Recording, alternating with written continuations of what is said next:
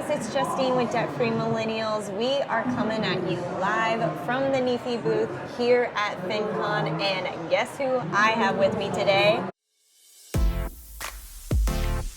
It's the financial giant, the dollar dude. I love that name, financial giant. Like you were the first person to call me that, and I'm on board. I thought you were the one to tell me to call you that. No. Financial giant. Okay. Not at all. Okay, But my bad. But no, I love it. make sure you hit subscribe and head on over to Dollar Dude's channel. Check out his content. And I see you got some debt-free swag here. Got Absolutely. Some repping Debt-free the millennials, koozies. repping. Debt-free millennials. Okay, so I understand that you like movies. I do indeed. What are some of your favorite genres? Well, I like action, I like adventure, I like drama, but I also am into movies that have to deal with money. Anything that surrounds money and can deal with any of those categories that I mentioned are fantastic movies for me to watch. Absolutely. You know, I got to thinking there are actually a lot of movies that talk about money and some that really make you think after you watch them. So do you have any movies, if you're into Netflix and chilling on a Friday night instead of going out and spending money, what are some movies that really inspire you with your finances? First one that comes to mind is a recent movie called The Big Short. I believe that starred Christian Bale and Steve Carell.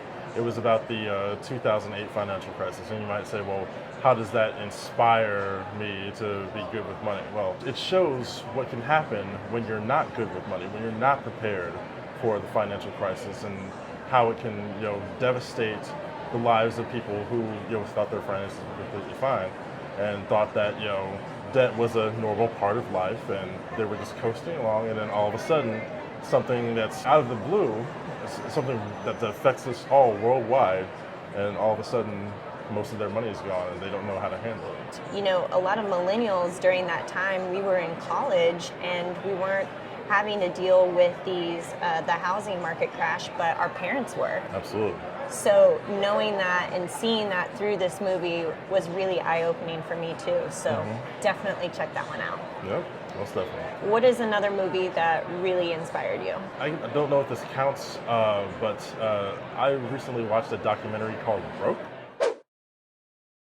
which is about the financial lives of athletes, and when they get signed or when they get drafted, these 20, 22, 23-year-old kids are suddenly, all of a sudden they have $1 million.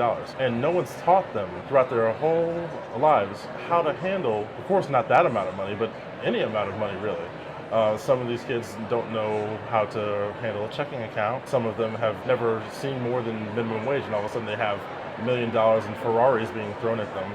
And they think that that's just free money to go and spend, and it's not. And one injury for these athletes can destroy your career forever, and all of a sudden you have nothing to fall back on because that's what you've been doing your whole life, and you even that bonus, that signing bonus that you got, could have set you for life, or if not the majority of your life, but they didn't do that. They spent that on clubs and bottle service and fast cars and all these flashy things that will go down in value. So it's just super lesson learned to watch that. It's called Broke. It was part of the ESPN 30 for 30 series, if you want to check it out. That's a documentary I have not watched yet. It's on my list. Because you guys are watching, you guys are actually hitting it out of the park. Hey. Pun intended, and getting your finances in order. I want to talk about Pursuit of Happiness with Will Smith. Love that movie. It's a fantastic movie. Older movie. Y'all may have seen it, but I love that Will Smith is this guy who is trying to make ends meet in San Francisco in the 80s and ends up becoming homeless.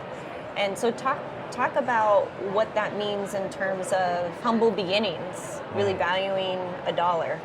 Well, I believe they touched on in that movie, it's when you come from nothing, a dollar on the street is worth everything to you. I believe that there was parts in the movie where he was struggling and selling medical equipment door to door. Yeah. And he happened to lose one of the medical equipments he was selling, and he There's a part where it's like, if I lost one, it's like losing a month's groceries. So I think I remember that line in there. It's raw and it's powerful when you put it like that. To someone else, it may be just a box that, you know, with meaningless equipment that you don't know how to use. But to him, it was a month's worth of groceries, which is huge.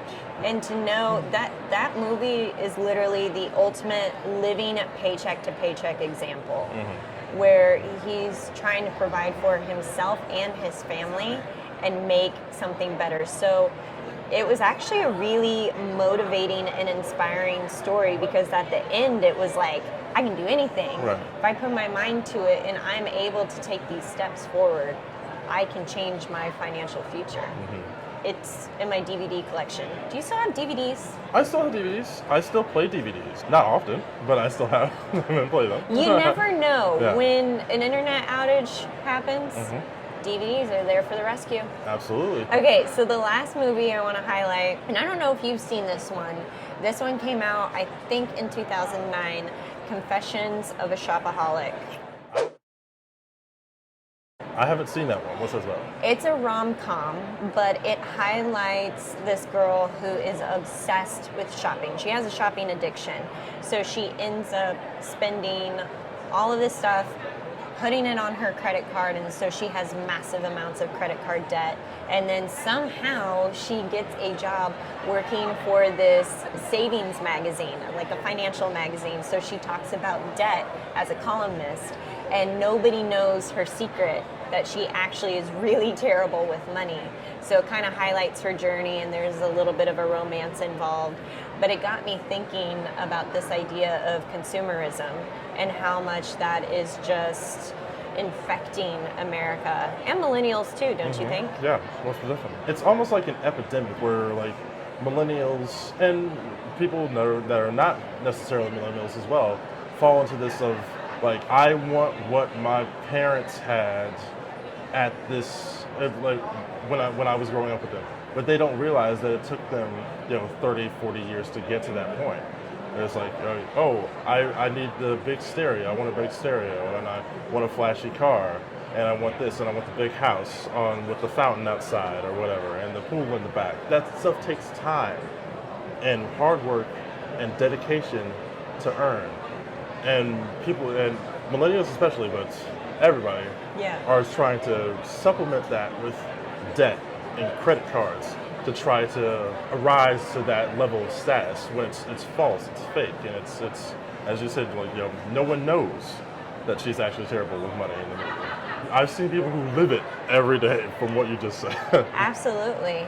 And the thing is, when you emphasize keeping up with the Joneses and spending money on all of these frivolous things, you're actually de-emphasizing who you truly are and what really matters most to you. Absolutely. Highly recommend you guys check out Confessions of a Shopaholic. I will check it out. Where can we find you to find out more about the Dollar Dude? You can find me on YouTube at youtube.com/dollardude. You can also follow me on Twitter and Instagram at thatdollardude. And you can go to my Facebook page at The Dollar Dude. We're going to drop the links below. Be sure to check out The Dollar Dude right here. Right. Probably right there. Right? Yeah. Just right there. Okay.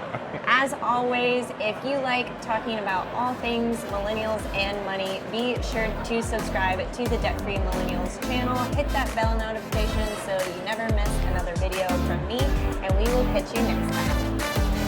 See ya. See ya.